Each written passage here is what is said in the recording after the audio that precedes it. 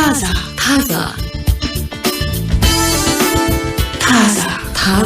ሰላም አድማጮቻችን እንደምን አላችሁ? በታዛ ፕሮግራም ጀመረ። እስከናንተ ጋር አለን ትግስት በጋሻውና ጸገነት ላቀ። ወሬዎችም ተመርጧል። ከኛ ጋር ሁኑ ብለን በአክብሮት እንጋብዛለን። ያው ቻችን ምንድናቸው የሚለውን አስቀድመን እናስተዋውቃለን። አፍሪካ ውስጥ ካለው የስልክ ቀፎ ይበልጣል ካለው የባንክ አካውንት የሚል አንድ መረጃ ያያየው ነበር። አካውንት የለም? አዎ፣ ከባንክ አካውንት ይልቅ ያው የስልክ ቀፎ የበዛባት አህጉር ናት። አሁን ደግሞ ወደ ዲጂታል ይሄድን ነው። አዎ፣ እንደዛ አይነት እንቅስቃሴዎች ላይ እንገኛለን። ግን ይሄ ፊንቴክ የሚባለው ፋይናንስ ቴክኖሎጂ መስፋፋት አሁንም ገና ይቀራል የሚለውን ነው የተመለከትኩት። ሲኤንኤን ይዞት የወጣው መረጃ ነው። በተለይ ደግሞ በአፍሪካ ትልቁ ከቴሌኮም እንቅስቃሴ ጋር በተገናኘ ይሄ የዲጂታል የፋይናንስ አገልግሎት ላይ በመስራት አፍሪካ ውስጥ ብዙ ሀገራት ላይና በተወሰነ መንገድ ደግሞ መካከለኛው ምስራቅ ላይ እየሰራ የሚገኘው ኤምቴን ግሩፕ በጣም ታዋቂ ነውና እሱ እንግዲህ ላይ ተመስርቶ የወጣ መረጃ ነው። ምን ያክል ሀገራትን ተደራሽ አድርጓል አፍሪካ ላይ? ከዛ ውጪ ቀጣዩ ጊዜ ምን ያሳየናል? እንዴት ቢሊዮኖችን መድረስ ያስፈልጋል? በተለይ ይሄ ከፋይናንስ ቴክኖሎጂው ጋር በተገናኘ ያለውን መስፋፋትና ተጠቃሚ መሆን ብቻ ሳይሆን ወይም ደግሞ ሰብስክራይብ አድርገዋል ማለቱ ብቻ ሳይሆን እንዴት ተሳታፊ መሆን መቻል አለባቸው የሚለውን የሚያሳይ መረጃ ነው። እንግዲህ እኛ ጋም ግዙፉ ኢትዮ ቴሌኮም አለ። በቅርብ ጊዜ የደረሰበትን ሪፎርም እናውቃለን። በጣም ትልቅ ማሻሻያና ለውጥ የተደረገበት ነው። ስለዚህ እንቅስቃሴውንም ሂደቱንም በደንብ እንድንመለከተው እንድንገመግመው ያደርጋል። የአፍሪካ ተሞክሮ ያው የብዙዎቹን የአፍሪካ ሀገራት እድገትም ሂደትም ማሳየት ይችላል። ልክ ነው። ሰሞኑን አንድ ጉዳይ ላስፈጽም ዙሪያ የነበሩ ሰዎች አንድ ሁለት ሰዎችን ብዙ ያወራኋቸው ነበር። ለምንድን ነው ያወራኋቸው? ስልካችሁ እጃችሁ ላይ ነው፣ ይሄን ጉዳይ ያስመዘገባችሁበት ይሏቸዋል ሰራተኞቹ። አልያዝንም የለንም ይሏቸዋል። ሲም ካርዱን መልሳችሁ ሄዳችሁ አውጥታችሁ ነው። ያው ከፋይዳ ማስተሳሰር ጋር በተገናኘ ጉዳይ ማስፈጸም ግዴታ የሆነበት ቦታ ላይ ነው። ስልኬን ሳሊዝ ለምንድን ነው ማታስተናግደኝ? ኦቲፒ ላካለኝ እናት። ኦቲፒ ማለት ሚስጥራዊ ቁጥር ነው። መፍቀድ አለበት የርሶ ሲስተም። እኛ ለምን ሰራው የመጨረሻ ስራ መግባባት በጣም ከባድ ነበር። መግባባት ስለዚህ የማስገንዘብ ስራው በጣም ምን ማለት ነው የሚለው። አዎ ከዛ እኔ በሚገባቸው መንገድ አቤት ሄድኩበት ዙሪያ ጥምጥም። ግን እንደዛም ሆኖ አንዷ ሴትዮ የተረዱኝ አልመሰለኝም። ለርሶ ደህንነት ነው፣ ለርሶ ጉዳይ ነው። አንዴ ይሄን ካስመዘገቡ በኋላ ማንኛውም ነገር ሲመጣ ስልኮት ላይ የሚመጣ የሚስጥር ቁጥር አለ፣ መፍቀድ አለቦ። ለሰራተኛ ወይም አገልግሎት ለሚሰጠው ሰው ይሄን ቁጥር ከሰጡ በኋላ ነው ቀጣይ ጉዳዩ የሚስተናገደው። በየሁሉ ቦታ ስልክ ምንባልበት ምክንያት የለማ አልያዝኩትማ ጠፍቷልና ቀፎዬ እንዲሆኗላ በግድ አባብለን ነው ብቻ ሄደውን አንድ ሰውዬ ምን አሉኝ፣ እንደው ኢትዮ ቴሌኮምም እዚህ ጋር ቁጭ ብሎ ሲም ካርዱን የመስራት ስራ ቢሰራ አብሮ ልክ እንደዚህ አይነት ጥያቄ የሚያነሱ ሰዎች ስላሉ ማለት ነው። የለም የዛሬ ዓመት ያስመዘገብኩበት ቁጥር የለም ሲባል አማራጭ ነገሮችን ሲፈልጉ ገና ሄደው ነው ሌላ ማዕከል። ስለዚህ እዛው ጋር ማድረግ ቢችል ነበረ የሚል ወሬ እያወራን ነበር። በሁሉም መንገድ እየመጣ ነው ቴክኖሎጂ። አጠቃላይ ስናየው እንደ የትውልዱ አይደል? አሁን ያለው ትውልድና ከቀደም ብሎ ያለው ትውልድ ከዛ ደግሞ ቀድሞ ያለው ትውልድ እኩል አይደለም አቀባበሉ። ስለዚህ እንደ የእድሜ ሁኔታም ግንዛቤውን ማስፋት፣ መጨመር፣ ማስተማር በጣም ያስፈልጋል። ግዴታ ነው። እናቶቻችን በቀላሉ ሊቀበሉት አይችሉም አንዳንዱን ነገር። ስለዚህ እንዴት ነው እነሱ በሚገባቸው መንገድ ማስረዳት ያለብን?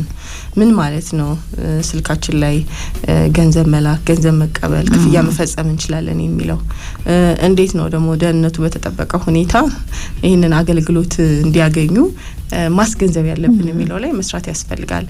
አያምኑም ብዙ ነገሮችን አይደለ? አሁንም ድረስ ባንክ ሄደው ተሰልፈው አገልግሎት መጠቀም የሚፈልጉት በእድሜ የገፉ ሰዎች አሉ በብዛት። ከዛ ውጪ ደግሞ ሌሎችም ሰዎች አሉ ቶሎ ቴክኖሎጂን ለመቀበል የማይፈልጉ ማለት ነው፣ ማመን የማይፈልጉ ሰዎች አሉ። ለዛ ነው እንግዲህ አፍሪካ ውስጥ የባንክ አካውንት ሂሳብ የሌላቸው በጣም በርካቶች አሉ፣ በሚሊዮን የሚቆጠሩ። ከዛ ውጪ ደግሞ የባንክ አካውንት አላቸው ግን አይጠቀሙበትም። ያ ማለት እኛ ሀገር ላይ አሁን የባንክ አካውንት ያለ አለመጠቀም ማለት ለምሳሌ ብድር ቢያስፈልግሽ ብድር መበደር የመሳሰሉት ከባንክ የምታገኛቸው አገልግሎቶች አሉ አይደል? እነዛ ነገሮች ናቸው። ግን እኛ ሀገር አሁን ብድር ማግኘት ቀላል አይደለም። ዝም ብሎ የምታገኙ ነገር አይደለም። አሁን እንደውም ይሻላል። በጣም አነስተኛ የሚባሉ ብድሮችን ባንኮች በስልካቸው አማካኝነት ለምንም መያዣ እንዲጠቀሙ የማድረግ ደንበኞችን ይሄንን አማራጭ እየሰጡ ነው። ኢትዮ ቴሌኮምን ጨምሮ ማለት ነው ከባንኮች ጋር አብሮ ይሄን ስራ እየሰራ ይገኛል። ስለዚህ አሁን ምንድነው የባንክ አገልግሎት ተጠቃሚ የሚለውን ከቁጠባ ገንዘብ ከማስቀመጥና ገንዘብ ከማስተላለፍ ውጪ ምን ነገሮችን መጠቀም እችላለሁ ባንክ የሚሰጠኝ አገልግሎት የሚለው ላይ ብዙ ሰዎችን እንደየአቅማቸው ተደራሽ የማድረግ ስራዎች እየመጡ ነው። ይሄ ደግሞ በምንድነው የፋይናንስ ቴክኖሎጂው መስፋፋት ጋራ እያደገ መምጣት ጋር ተያይዞ የተገኘ እድል ነው እና ይሄንን ደግሞ ሁሉም ሰው ተጠቃሚ እንዲሆን ማስተማር ያስፈልጋል። እንዴት ነው ይሄንን እድል መጠቀም የሚችሉት? ስልካቸውን ሙሉ አገልግሎት እንዲሰጥ ማድረግ ማለት ነው። ብዙ ሰው ስማርት ስልክ እጁ ላይ ያለ ግን ምን እያደረገበት ነው የሚለውን እንድታይ ያደርጋል። እሺ ሌላው እንግዲህ ዓለም አቀፍ ጉዳይ ሆኖ በብዙ መንገድ እንዳዲስ እየተወራ ያለው ትራምፕ ለከፍተኛ ፍርድ ቤት አቅርበውት የነበረው ጥያቄ በድንገተኛ ጉብኝት ወይም ደግሞ በህገወጥ ስደተኝነት አሜሪካን የረገጠ ሰው ቢወልድ እዛ የተወለዱት ልጆች ዜግነት የማግኘት ክብርና ጥቅም አላቸው ይላል አይደል የአሜሪካ ህገ መንግስት። ይሄ መሰረዝ አለበት የሚል ነበር ላለፉት ብዙ ወራት ጥያቄ አድርገው ከፍተኛው ፍርድ ቤት እንዲወስንላቸው ሲጠይቁ የነበረው። ይሄ ጥያቄ ውድቅ ተደርጎባቸዋል። ውድቅ ሲደረግባቸው ግን በህይወት እስካለው ድረስ ይሄን ታግዬ እውን አድርጋለሁ አሜሪካ ላይ፣ ምክንያቱም አሜሪካን የማፍረስ አንዱ የሲስተም መናጋት ነው ብለው ተችተውታል። ድጋሚ እንግዲህ ይግባኝ ብለውበታል። ይግባኙ ምን ይዞ ሊመጣ ይችላል የሚለውን እናያለን። ከዛ ውጪ ግን አሁን በጊዜያዊ ስደተኝነትና ጉብኝት ወቅት አሜሪካ ውስጥ ሄጄ ወልጄ ዜግነት ቢያገኝልኝ እመርጣለሁ ለሚሉ ሰዎች ምቹ ሁኔታን የሚፈጥር ነው ወይስ አሁንስ ስጋት አለ የሚለውም ጥያቄ ተነስቷል። እሱን እናያለን። ያው ከአሜሪካ ጋር የተገናኙ ጉዳዮች በቀጥታም ተዘዋዋሪም ያገናኙናል በሚል ነው። ሌላው የፋሽን ኢንዱስትሪ ላይ የፋሽን ገበያውን በጣም እያደሩ ያሉ ጉዳዮች ምንድናቸው በሚል ቮግ ቢዝነስ ያጠናውን ጥናትም እናያለን። ዓለማችን ላይ የፋሽን ሸማቾች እነማን ናቸው የሚለውን መሰረት ያደርጋል። ፋሽን አይነቱ ብዙ ነው፣ ምርቱም እንደዛው በብዙ መንገድ ብዙ ጉዳይ የሚወራበትም ነገር ሆኗል። ግን በዓለም ኢኮኖሚ ውስጥ ትልቅ ድርሻ የያዘ ነው። ወደ 1.9 ትሪሊዮን የአሜሪካ ዶላር ግብይት ይደረግበታል መላው ዓለም ላይ። ቀጠናዎቹን እናያቸዋለን። ግን የትኛው ጉዳይ ላይ የበለጠ ሀገራት ትኩረት ስላደረጉ ነው ብዙ ገንዘብ እያንቀሳቀሱ ያሉት የሚለው ወሳኝ እየሆነ ነው። የጥናቱን ውጤት እናየዋለን። ጥሩ ይነካካናል። እኛን እናካካል ያው እናግበሰብሳለን ብዬ ነው። በነገርሽ ላይ እዚህ ጥናት ውስጥ ኢትዮጵያን ጠቅሷታል። ግን በጣም በትንሹ ስንል ድሀ ሀገራት ሆነው ለፋሽን ኢንዱስትሪ ትላልቅ አበርክቶ ያላቸው ሀገራት የትኞቹ ናቸው በሚል ካምቦዲያ፣ ህንድ፣ ቪየትናም፣ ባንግላዴሽና ኢትዮጵያ ተጠቅሰዋል። ሌሎቹም ሀገራት ከዚሁ ተነስተው ስለሆነ ወደ ትልቁ ከፍታ የሄዱት እንደ ቴክስታይል ኢንዱስትሪ ወይም በፋሽን ኢንዱስትሪ ውስጥ ትላልቅ ግብአት እንደሚያመርት ሀገር መጠቀሷ ጥሩ ነው። በተለይ ሪፎርም ተደርጓል በዚህ ዘርፍ ላይ ወደ አምራችነት ኢንዱስትሪ ውስጥ የመጡ ቀጠናዎች ተብሎ ኢትዮጵያ ተጠቅሳለች። በጣም ብዙ ለፋሽን ኢንዱስትሪው ግብአት የሚሆኑ ምርቶችን አምርታ ትሰጣለች። የቀድሞ ጊዜያቶችን ስናስባቸው እዚህ ዝርዝር ውስጥ አልነበረችም ኢትዮጵያ። ይሄ ማኒፋክቸሪንግ ላይ በተለይ የተባለው የጨርቃ ጨርቅ ምርቶች ላይ እየተሰራ ይገኛል አይደል? ብዙ ሼዶች አሉ ይሄን ስራ የሚሰሩ ለውጭ ሀገር ገበያ የሚያቀርቡ ያለቀላቸውን ነገሮች የሚያቀርቡ ሽያጩ እዚህ ባይከናወንም ማለት ነው። በእኛ ሀገር ያው እንግዲህ ደግሞ ይሄ ጋርመንት ላይ እየሰሩ ያሉ ሰዎች አሉ አይደል? ለሀገር ውስጥ ገበያ በጣም ሰፊ ሽፋን የያዙ ዩኒፎርሞችን የተለያዩ ለሀገር ውስጥ ብቻ ጥቅም መዋል የሚችሉ ጨርቆችን እያመረቱ የሚገኙ ደግሞ ብዙ በዚህ ቢዝነስ ላይ የተሰማሩ ሰዎች አሉ። ብዙ ከዚህ ቀደም ከውጭ ያልነበር የምናስገባቸው እነኚህን ምርቶች አሁን ኤክስፖርት ማድረግም የሀገር ውስጥ ምርቶችንም ደግሞ አበረታቶ ተኪ ምርቶችን ራሳችን ማምረት የሚል ሌላም ፖሊሲ ስላላት ኢትዮጵያ ከሌላ እናስገባ የነበረውን ራሳችን አምተን ራሳችን እንጠቀማለን። አሁን ከግራጁዌሽን ጋር ተያይዞ የልጆች ግራጁዌሽን ላይ ልብሶች ማሰፋት ሱፍ አሁን ለወንድ ልጆች ሱፍ ለማሰፋት ብዙ ወላጅ መከራን ነው እና ግን ኢምፖርት የተደረጉት በጣም ውድ ናቸው ከውጭ የሚገቡት ለመጥቀስ ራሱ ከባድ አስቢ አንደኛ ክፍል ያልገቡ ልጆች 7 አመት 6 አመት ልጆች ቢሆኑ ነው ከዛ ጥለውት በቃ የሚሄዱት ልብስ ነውና ሌላ ልጅ ካልተወለደ የሚወጣው ብር አስቢ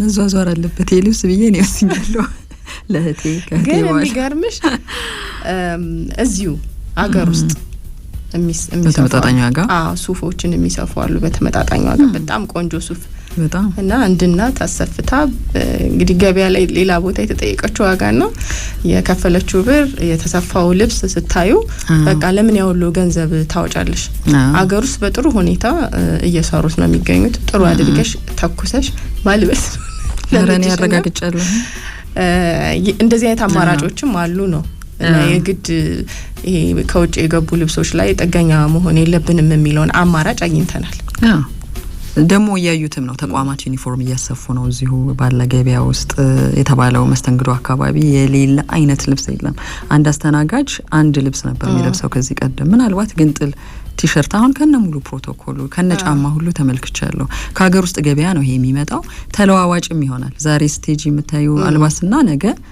ይለዋወጣል ስለዚህ ይሄን ሁሉ መሸፈን የቻልሽ ከሄድሽ ቀላል አይደለም በደንብ ማምረት ከተቻለ ልክ ታይላንድ ላይ እንዳየናቸው የልብስ ገበያዎች መጥለቅለቅ ይቻላል የሚለውንም ያሳያል ለሀገር ውስጥ ፍጆታ ራሱ ብዙ ይሄ ሻንጣ እየተሸከምሽ የምትመላለሽበት ነገር ላይኖር ይችላል እንደው ይሄ ብራንዶችን ሌላው ሀገር የሚመረቱ አልባሳቶችን ካላልሽ በስተቀር ለአብዛኛው ሰው ደግሞ ስታዩ የሚሸምተው ተመጣጣኝ ዋጋ ያላቸውን አልባሳትና ሌሎችም አክሰሰሪዎችን ነው የሚፈልገው አይደል እንጂ ይሄ ብዙ ዋጋ የሚጠየቅበት ነገር ላይ ጥቂት ሰው ነው ሊገዛ የሚችለው የአብዛኛውን ሰው ፍላጎት ግን በሀገር ውስጥ ምርቶች መሸፈን ከተቻለ የሚለውን የሚያሳይሽ እድሎች አሉ እሱም ገፍቶ እኮ ነው ወደ ኤክስፖርት ስታንዳርዱ የሚወስድሽ ሌሎች ሀገራት እንደዛ ስለሆነ ወደ ምርጥ የፋሽን ማዕከልነት የተለወጡት እናየዋለን ጥሩ እሺ በእነዚህ ወሬዎች እንቆያለን ከኛ ጋር ሁኑ ታዛን ነው እየሰማችሁ ያላችሁ ከቮግ ፋሽን ብንጀምርስ እሺ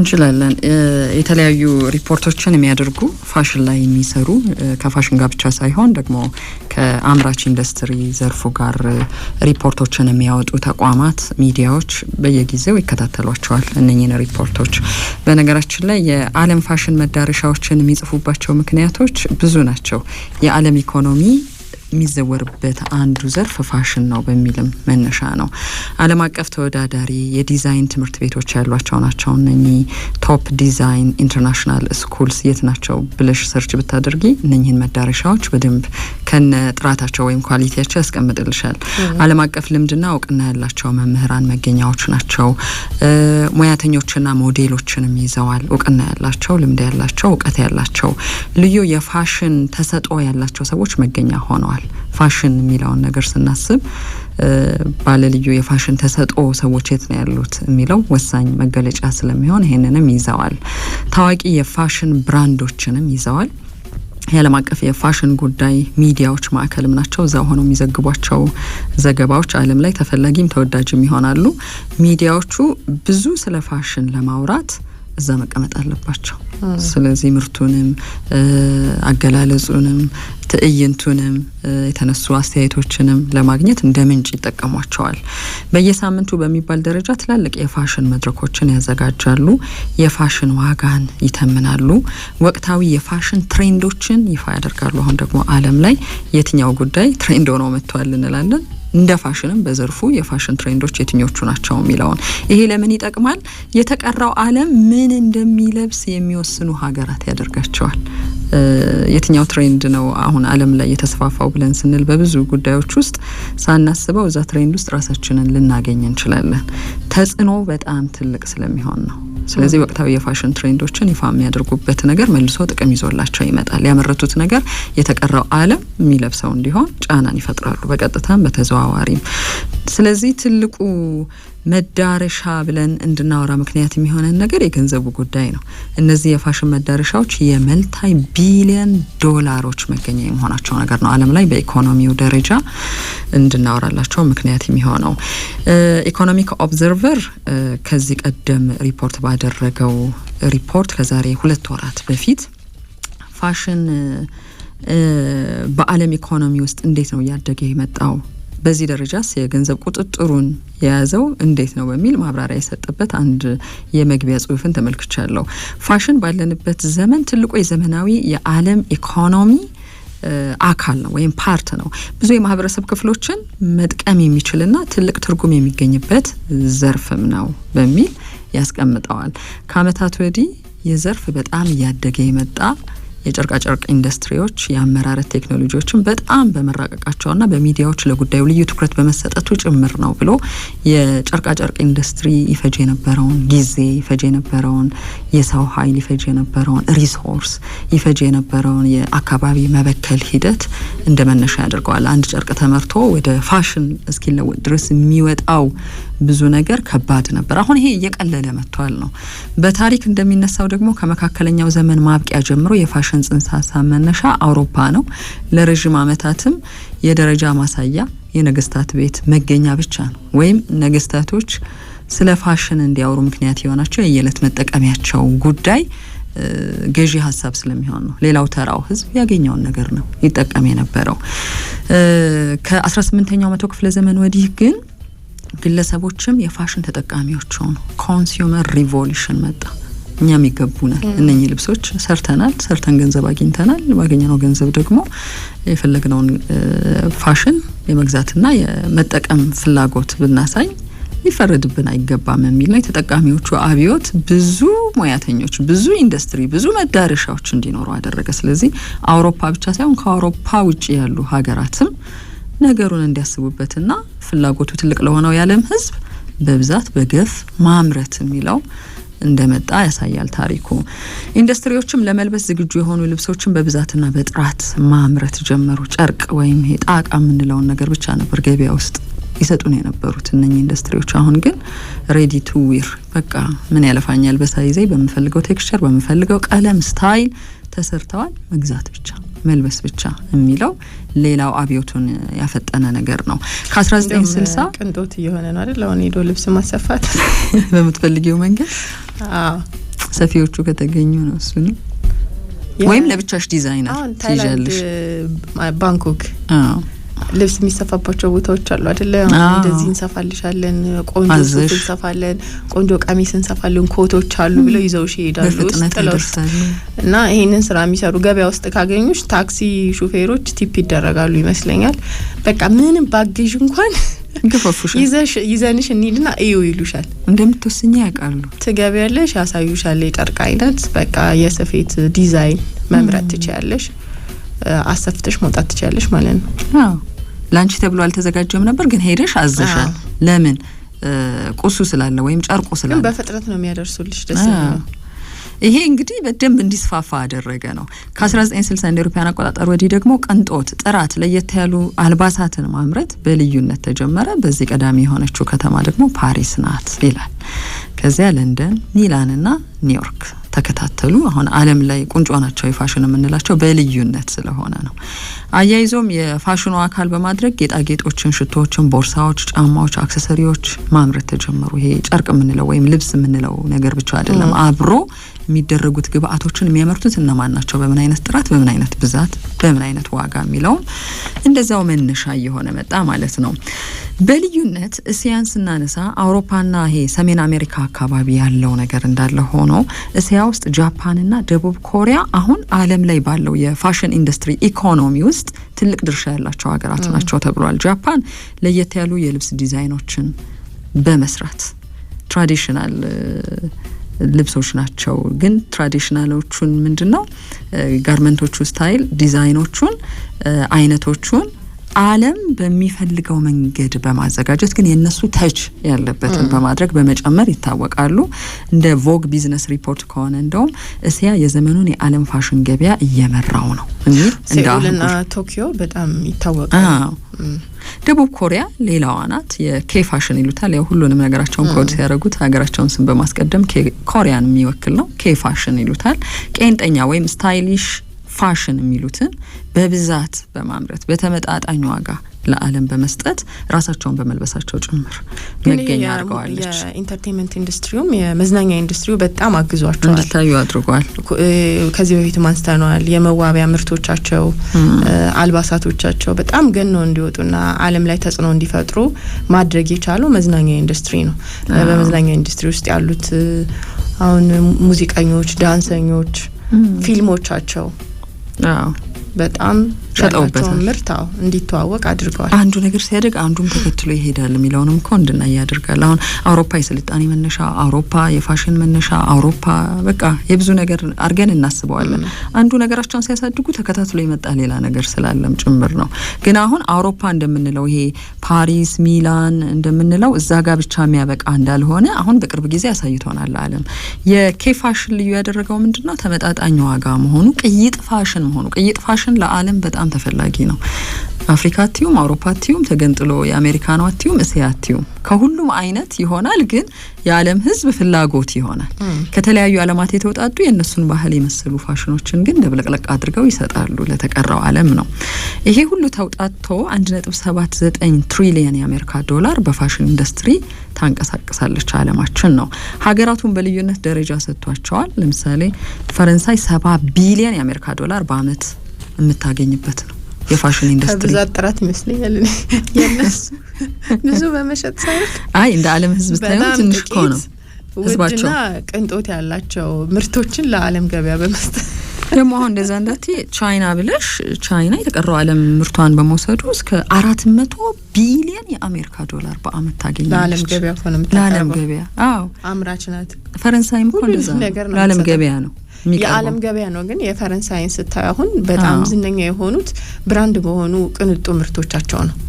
ስለዚህ እነዛን ብራንድ የሆኑ ቅንጡ ምርቶች ማን ነው የሚገዛው ብለሽ ስታስቢ ገንዘብ ያለው ነው አቅም ያላቸው ናቸውና የሚመስለኝ እኔ እንግዲህ ፋክቶችን ለዛ ነው አሁን ቀጥሎ የምናነሳቸው ወደ 5-6 የሚሆኑ የጥናቱ ቻይና ግን ያው ግኝቶችን ነው ሌሎች ዓለማትን ብራንድ አልባሳት ሳይቀር እኮ ኮፒ አድርጎ በጣም ሃይ ኮፒ ሰርቶ ራሱ ለገበያ ማቅረብ የሚመሳሰል የሚቀራረብ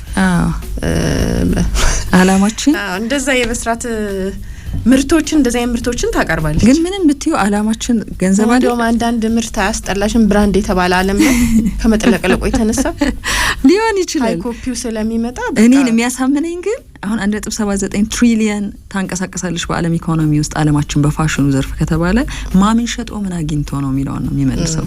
ማምን ሸጦ ምን አግኝቶ ጋር ስንመጣ የዓለም ሕዝብ ምን ፈልጓል የሚለውን ግኝት በኋላ ላይ መጨረሻ ላይ የምናወራው ለዛ ነው። ለምሳሌ ፈረንሳዮች 70 ቢሊዮን የአሜሪካ ዶላር ቅድም ባልሻቸው ቅንጦትም ጥራትም አይደል ከዛ ይሄ የፋሽን ሀብነን ብለው የፋሽን ማዕከል ነን ብለው ባሉት ነገር ያገኛሉ። 140 ቢሊዮን ቢሆንላቸው ይጠላሉ። 300 ቢሊዮን ቢሆንላቸው ይጠላሉ።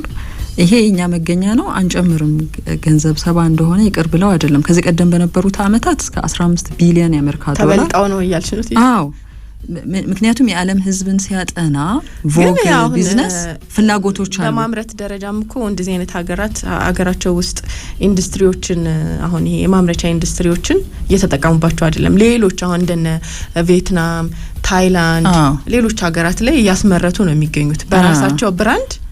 ግን ምርቱን ኢንዱስትሪውን ሌላው ዓለም ላይ ርካሽ የሰው ጉልበትን ተጠቅመው ትንሽ ነገር አውጥተው በዛ ላይ ያው ብክለትም አይኖርም። ከምርት ጋር ተያይዞ ጥሬ ዕቃ ቀጥታ የሎጂስቲክ ጉዳይ ላይ ያስወጣቸው የነበረ ጉዳይ እዛው ለምሳሌ ጥጥ የሚያመርተው ሀገር ላይ ጥጡን ወስዶ እዛው አምርቶ ጨርሶ ጂንሱ ሲሰፋ ብቻ እንዲሰፋ ወይም ዲዛይን እንዲወጣለት ብቻ ወደ ራሳቸው ሀገር መቀበል እኮ ብዙ ነገር ይነግርሻል። ውድድሩ ከፍ ያለ ስለመምጣቱና ገበያውን መቆጣጠር መፈለጋቸውን ያሳያል። እነ ጣሊያን ከ90 እስከ 100 ቢሊዮን የአሜሪካ ዶላር ሰሜን አሜሪካና ዩናይትድ ኪንግደም ለምሳሌ ሰሜን አሜሪካ 350 ቢሊዮን የአሜሪካ ዶላር። ይሄ ውስጡ ዲቴይል ስመለከተው ለምሳሌ ቅንጡ የስፖርት ትጥቆችን አሜሪካን የሚያክል የለም ነው። እሱንም ቢሆን አውትሶርስ ደግሞ አድርገው ቻይኖች እንዲያመርቱላቸው ያደርጋሉ። ዩናይትድ ኪንግደም ከ60 እስከ 70 ቢሊዮን የአሜሪካ ዶላር ነው። የ2025 ነው እየተመለከትን ያለ ነው። ጃፓን፣ ጀርመን ሁልጊዜ ያው በየሀገራቱ ጥራት እንዳለም ሆኖ ደግሞ በጣም በርካሽ እቃዎችም የሚሰሩ ጥራታቸው የተጓደሉ ለተወሰነ ጊዜ የምትጠቀሚባቸው ምርቶችም አሉ እኮ። ሸማቹ ምንድነው የፈለገው በዚህኛው የፋሽን ማዕበል ውስጥ የሚለውን ማጥናት አስፈላጊ የሚሆነው እኮ ለዛ ነው። ሁሉም ሰው ቅንጡ ነገር ነው የሚፈልገው፣ ሁሉም ሰው ሃይ ፋሽን ነው የሚፈልገው። ብለሽ ስታይሆን ከአንዳንድ ሀገራት የሚመጡ የልጆች አልባሳትን ራሱ አይደል ከአሜሪካ፣ ከካናዳ፣ ከአውሮፓ ለልጆች ልብስ መጥቶ አሁን ሌላ ይሄ ዱባይ፣ ቻይና ከመሳሰሉት ሀገራት ደግሞ የመጡ ልብሶችን ስታይ ልዩነት እንዳለ በጣም ልዩነት አለ። ተመሳሳይ ብራንድ እንኳን የጥራት ልዩነቶችን ታያለሽ። ስለዚህ እንደ ከፈልሽው ገንዘብ ነው እና ይሄ ደግሞ የትኛው ሀገር ላይ አፎርድ ያደርጋሉ የተሻለ ጥራትን ይሄ መመዘኛቸው ራሱ ለዛ ከሆነ አሁን ለምሳሌ ቻይና በብዛት አምርታ ወደ ኢትዮጵያ የላከቻቸው ነገሮችን እናገኛለን። እንደ ሀገር እንደው ምሳሌ እናርገው። ምክንያቱም አቅምን መሰረት ያደረገ በየቤታችን ያሉ የልጆቻችን አልባሳት ታግን ብንመለከት ሜዲን ቻይና ነው፣ ሜዲን ባንግላዴሽ ነው፣ ሜዲን ኢንዲያ ነው። ምንም ጥያቄ የለውም። ኮተን ብለሽ አማርጠሽ እንደው የተሻለውን ፈልጌ ያመጣለው ቤት ብትይ ራሱ ከነኛ ሀገራት ያለፈ አይደለም። ብዙ አብላጫው ስናየው እነኚህ ምርቶች ኢትዮጵያ ባመረተቻቸው ነገሮች ቢያዙ ኖሮ አይጠቅመንም ነበር? ይጠቅመን ነበረ። ገንዘቡን ማስቀረት ትችይ ነበር። ምንም አለው ምንም ነጋዴው ሄዶ ያመጣበት ገንዘብ የውጭ ገንዘብ ነው። በብዛት ደግሞ ሸማችንን አይደለንም ነን ኑሮ ያማረረንም ጭምር እንፈልገዋለን። ስለዚህ ቮግ ቢዝነስ ምን ይላል? የፋሽን ሸማቾች ግን ነማን ናቸው? ይሄ ገንዘብ ከነሱ ስለሆነ ይወጣው። ይሄ እንዲወጣ ምክንያት የሆኑኮ መዳረሻዎች ስለሆኑ ነው ዞሮ የምናወራው። አንደኛ ፋሽን ተከታዮች ናቸው። ስለ ቁመናቸው፣ ውበታቸው፣ ኦሪጂናል ነገር የሚያስደስታቸውም ጭምር ባህሪያቶቻቸውን ያጠናው ከሌሎች መለየትን የሚወዱ ናቸው። ከሌሎች መለየትን የወደዱ ሰዎች ስለ ቁመናቸው፣ ውበታቸው ኦሪጂናል ነገር ወይም ደግሞ አሪፍ ነገር የፈለጉ ሰዎች የት ነው የሚሸምቱት ይታወቃል። የት ነው ፍላጎታቸውን የሚያገኙት? ካምፓኒዎቹ፣ ብራንዶቹ ሰጥተዋል ይሄንን መለያቸውን። ሁለተኛው ታይታ የሚፈልጉ ናቸው ይላል። ቅንጡ እቃዎች ናቸው። ያላቸውን ገንዘብ ለማሳየት ነው አላማቸው። የማህበራዊ ደረጃቸውን ማሳየት የሚያስደስታቸው ይሆናሉ። መጀመሪያ የለበሱት እነሱ ናቸው መባል ግብ ይሆናል ከእርካታ ጋር፣ ከሸማችነት እርካታ ጋር ሲመዘን።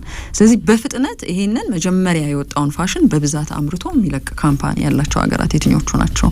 ወይም የሚሸጥበት አንዳንድ ነገር ፈልገሹ ታጭዋለሽ፣ የለም ያመጣልሽ፣ የለም ያመረተልሽ፣ የለም ወይም ያንን ለማግኘት እዛ ቦታ መሄድ አለብሽ ለመባል የምትገደጂባቸው ቦታዎች አሉ። ስለዚህ ይሄንን የሰውን ማንነት ደግሞ አይተው በብዛት ቶሎ ያው መጀመሪያ የለበስከው አንተ ነህ ማስባልን ፍላጎት የሚያረኩን ቻይና ማለት ናቸው። ሌሎቹ ደግሞ አሁን ገበያ ላይ ያለውን ነገር መጠቀም የሚፈልጉ ገበያ ላይ ያለው ነገር ምንድነው? በምን ተወሰነ ሲባል ሁለት ነገሮች ናቸው። ሶሻል ሚዲያና ተጽዕኖ ፈጣሪዎችን በማየት ውሳኔ የሚሰጡ ሰዎች ናቸው፣ ሸማቾች ናቸው። ከሌ ለበሰችው ጂንስ፣ ከሌ ለበሰው ካፖርት፣ ከሌ ያረገችው ቡትስ ሊባል ይሄ የመግዛት ፍላጎታችንን ይወስናል። ምን እንዳለኮ ገበያው ላይ የነገረሽ ሶሻል ሚዲያውና ተጽዕኖ ፈጣሪዎች ናቸው። ለብሰው አይተው አሳይተው ማለት ነው፣ ራሳቸውን ዲስፕሌይ አድርገው ነው። ስለዚህ አሁን ገበያ ላይ ያለውን ነገር መጠቀም የሚፈልጉ ሰዎች በሶሻል ሚዲያው የሚመዘኑ ከሆነ ሶሻል ሚዲያው የሚሰራባቸው ማዕከላት የትኞቹ ናቸው? ወይም መዳረሻዎች? ኢትዮጵያ ስንል ኢትዮጵያ የቱ? አዲስ አበባ ስንል የቱ አካባቢ ልንል ነው? የትኛው እድሜ ክልል እያልሽ ትሄጃለሽ። እሱን ማን ይዘዋል? እኛ ሀገር ላይ በደንብ አልባሳትን የሚታዩበት ሞዴሎች ይሄ የተባለው ለቁመናቸው ላለባበሳቸው የሚጨነቁና ያን ነገር ለማሳየት የሚፈልጉ ሰዎች አሉት። አንዱ ትልቁ ቦታ ኢንስታግራም ነው። አሁን አይተሽ እንደሆነ አልባሳት በብዛት የሚሸጡባቸው የከተማችን ቦታዎች ላይ አሁን ገበያ ላይ ያለውን ነገር አይነግሩሽም? ምን አይነት ፋሽን ሻንጉሊቶቹ የለበሱት ነገር ታይቷል እኮ። ከዚህ ቀደም ራሳቸው ነበሩ ሴት የሚያደርጉት ምን መለበስ አለበት የሚለውን። አሁን ግን አይተሻል የሆኑ ሰዎች ለብሰው። ሁለተኛ ነጋዴዎችም ሲሄዱ እቃዎችን ለማምጣት ሌላው ዓለም ላይ ምን ነገር ፋሽን እየሆነ መጥቷል፣ ምን ነገር ተወዳጅ ሆኗል የሚለውንም ለማምጣት ይሞክራሉ። እና ለምሳሌ አጭር ጃኬት በደንብ እየተለበሰ ለዝናብ ተብሎ አያለው። አሁን አልባሳት አካባቢ መሸጫ ያሳልፉ ሁሉም አጫጭር ጃኬቶች ናቸው። የኩፍ ያሉት ልብሶች ለብርድ ነው፣ የዛኔ ያክል ፋሽን ናቸው። ስለ ታጉ አትጨነቂም። ታጉ ምንድነው? አይደለም ታጉ አስጨንቋቸው ከሌላ ብራንድ ያመጡና የለበሱ ሰዎች አሉ። ምንም ልታረጊያችሁ የሚያቃጥል ጃኬት ነው ቀስ ያለ ማረግ አይቻልም። ቻይና ግን እየሸጠች ነው።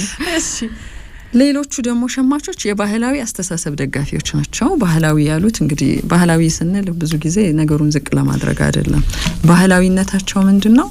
ጊዜ የማያልፍባቸው ነገሮች ናቸው። ቤቴ ውስጥ ህይወቴ ውስጥ መኖር ያለባቸው የሚሉ ናቸው። ታይምለስ ፋሽንን በእድሜያቸው ሁሉ የሚመርጡ ሰዎች አሉ። ክላሲክ ናቸው ግን ለምሳሌ ቀለሙ ጊዜ ማያልፍበት፣ ስፌቱ ጊዜ ማያልፍበት፣ ዲዛይኑ ጊዜ ማያልፍበት መቼም ይለበሱ ታይምለስ።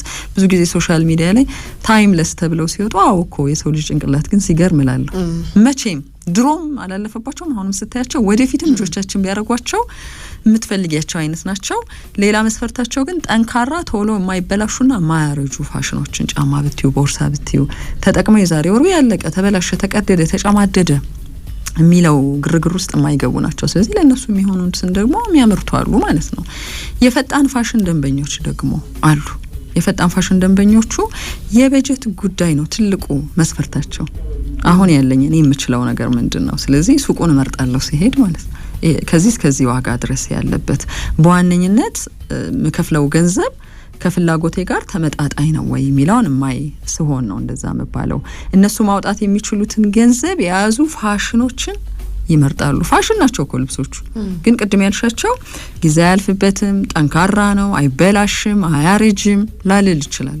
በጀቴን መሰረት ያደረገ ግን አይነት በአይነት አምርተው ያቀረቡልኝን ተቋማት፣ ሱቆች፣ አምራቾች፣ ሀገራት ልመርጥ እችላለሁና እነኚህ ሀገራት እንግዲህ በብዙ መንገድ ይሄንን ቅድም ያለውን 1.79 ትሪሊዮን ዶላር በየአመቱ ማንቀሳቀስ የሚችል ምርት አላቸው ነው። ድሃ ሀገራት ሆነው ተስፋ የሚሰጡ ተብለው ከተዘረዘሩት ውስጥ ባንግላዴሽ በአመት 38 ቢሊዮን የአሜሪካ ዶላር የቴክስታይል ዘርፏ ይሄን ገንዘብ ይሰጣታል። ድሃ ሀገር ናት። የህንድ ጎረቤት ናት። ለፍተው ያድራሉ። ብዙ ምርት የላቸውም። ምርት ከተባለ ጨርቅ ነው የባንግላዴሽ ምርት። ስለዚህ የቴክስታይል ኢንዱስትሪው ትልቅ ነው። ፋብሪካዎቻቸው ብዙ ናቸው። በአንድም በሌላም ባንግላዴሽ ዜጋ ጨርቃ ጨርቅ ፋብሪካ ውስጥ ነው ስራው። ቪየትናም 34 ቢሊዮን የአሜሪካ ዶላር ነው። ህንድ 16 ቢሊዮን የአሜሪካ ዶላር ያለቀላቸው አልባሳትና በርካታ የጨርቃ ጨርቅ ጥሬ እቃዎችን ለምሳሌ ጥጥ በማምረት ትታወቃለች። ቅድም ያልናቸው የህፃናት አልባሳት ታግ ላይ አንዱ ሜድ ኢን ኢንዲያ ቲሸርቶች ላይ ቱታዎች ላይ በብዛት አለ። ኮተን እንደሆኑ ያስታውቃሉ። ካምቦዲያ እንደዛው። ሌላኛዋ ኢትዮጵያ ናት። ኢትዮጵያ በተመለከትኩት ቁጥር ከ140 ሚሊዮን የአሜሪካ ዶላር በላይ ታገኛለች ኤክስፖርት አድርጋ። ፋብሪካዎቹም ይሄን ትእዛዝ ይሰጣሉ። እነ ኤች&ኤም፣ ካልቪን ክላይን፣ ሃንስ አይነት ብራንዶች ኢትዮጵያ ውስጥ ያስመርታሉ ነው። ከሌሎቹ በቢሊየን ከጠቀስናቸው ገንዘብ በጣም የራቀ ነው። ግን እዚህ ዝርዝር ውስጥም አልነበርንም ነው። ቀድሞ በነበሩት የቅርብ ጊዜ ለውጥ ነው። እሺ ታዛ ነው እየሰማችሁ ያላችሁት። ታዛ